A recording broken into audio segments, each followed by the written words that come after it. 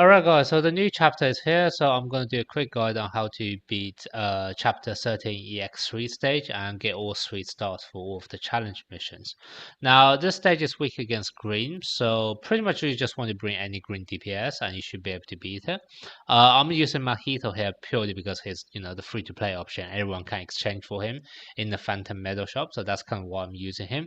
But if you have Hollow Purple Gojo, if you have Green Ghetto, they will obviously work for the stage as well. And I'm pretty sure Green UG Tadori also works because the enemy actually have resistance against curse technique damage. So if you actually have a physical attacker such as Green UG Tadori, that probably work out even better. So pretty much like any green DPS should work. And outside of this green DPS, the other 3 characters you're going to bring is going to be your 3 supporters.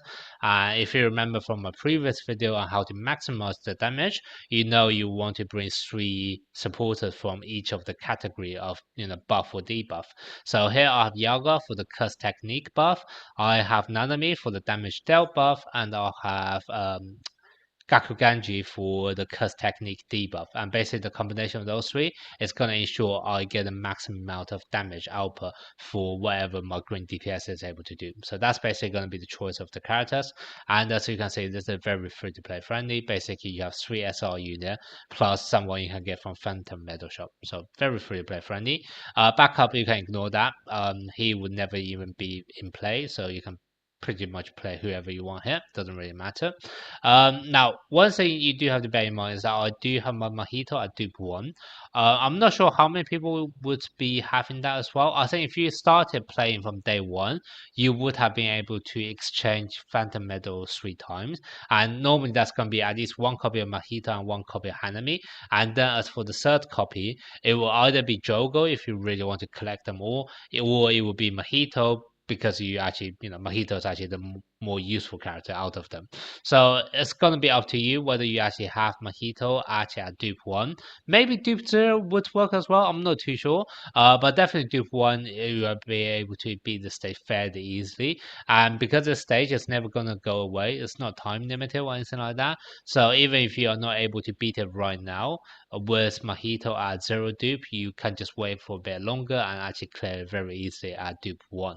And to be honest, I think even if Mojito is at dupe 0, you should still be able to beat it. Maybe someone would just die in the middle of the battle, so you may not be able to 3-star clear, but you should still be able to beat the stage even if Mojito is at 0 dupe, okay? Now, in terms of recollections, somewhat free to play friendly as well. So I have 2 SL recollection, everyone should have them. Then I have Pride, everyone should have that as well from Formidable Battle. The only one which could be somewhat tricky is going to be Mutual Trust. Now, it's in the standard banner, so I'm hoping vast majority of players should have it for now. And the main thing you want to use Mutual Trust for is actually this auto effect for the turn curse energy. So if you really don't have Mutual Trust, there is one other recollection, I forgot the name now, but there is one other recollection which is also able to give an AoE curse energy, so you can also use that instead. Mutual Trust is going to be the better choice out of the 2, purely because his the first effect of the damage taken decrease is going to be somewhat useful as well when the boss comes up in the 3rd phase or the 3rd wave of the battle. So that could also be useful. But if you don't have it, you are using the other recollection with the AoE curse energy, it will still work. You may just need to try a few times to get lucky with the enemy targeting, but it should still work in theory. Okay. Now, in terms of the skill level, they are very high. Once again, I'm not sure whether you actually need it to be that high, but all of the characters here, the 3 buffers, you'll be using them all the time. So it's definitely a good investment to get all of their debuff or buffing skill to level 10. And for Mahito, I do have his ultimate attack at level 9. That's mainly for overwriting domain expansion, but obviously it's going to be useful in this stage as well, just for the pure damage output. So that's basically the skill level for all of my characters here, okay?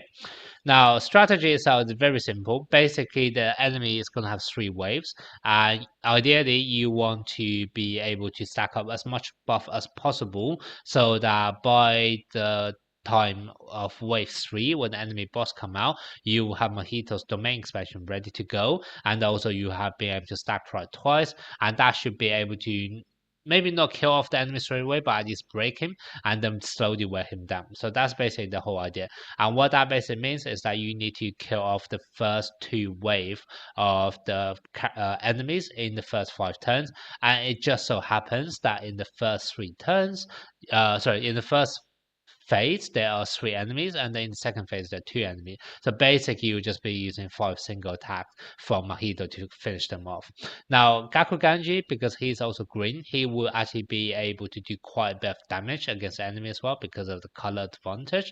So sometimes you also see me actually finish off the enemy with Gakuganji, and then for those times I will then be using Mahito to actually use his skill 2 to make sure his ult can actually be charged up quick enough. So that's basically the main idea. Now in terms of the buffing skill, so basically because you want to stack up pride twice, so you're kind of aiming for basically his skill 3 and also his ultimate attack on 10-6 and 10-7 for Mahito.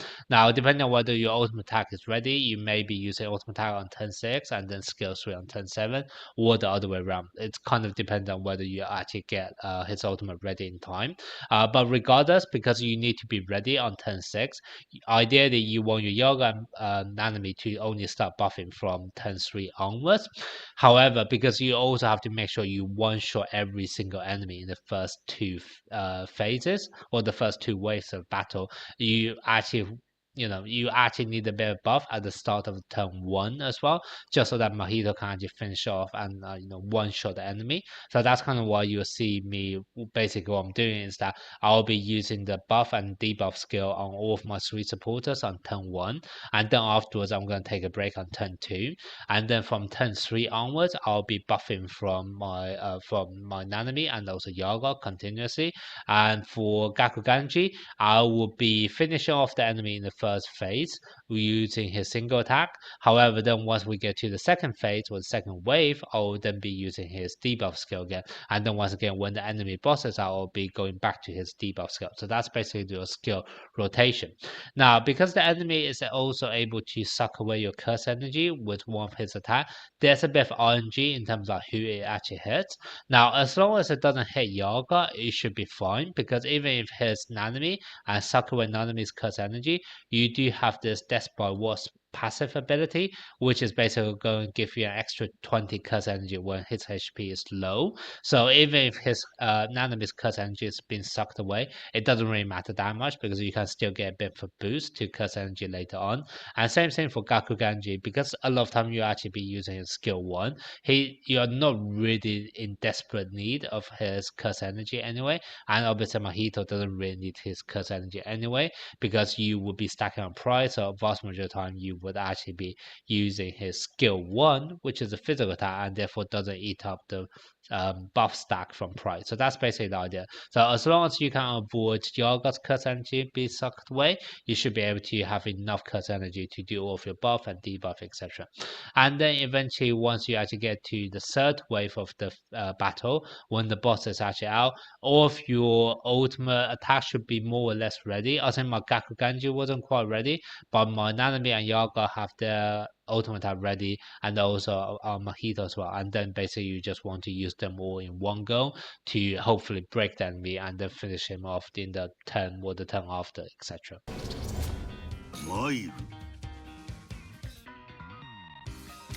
手早く相手の始めようか。ここが踏ん張りどころです。教育の時間だ。ほらほら。そうさの。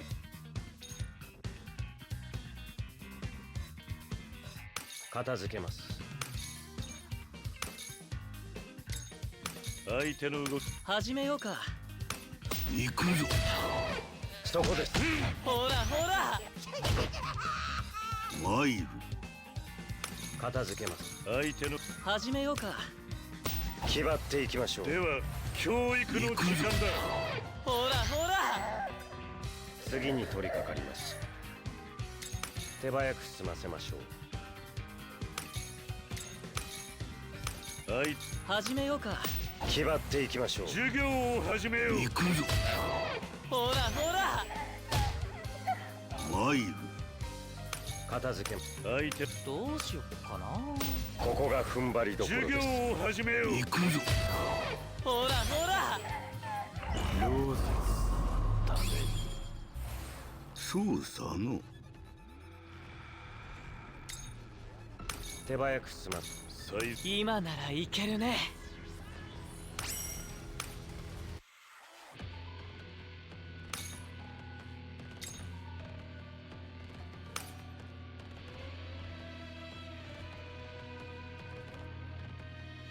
気張っていきましょう。では教育の時間だ。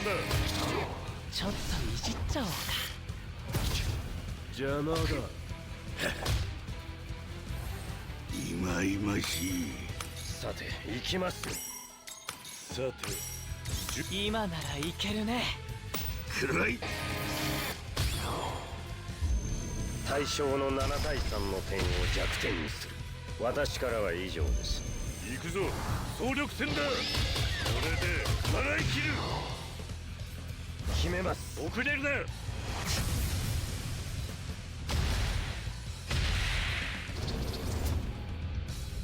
領域展開、自閉円頓か。やるな。放棄。片付けます。どうしよっかな。気張っていきましょう。では教育の時間だ。おわ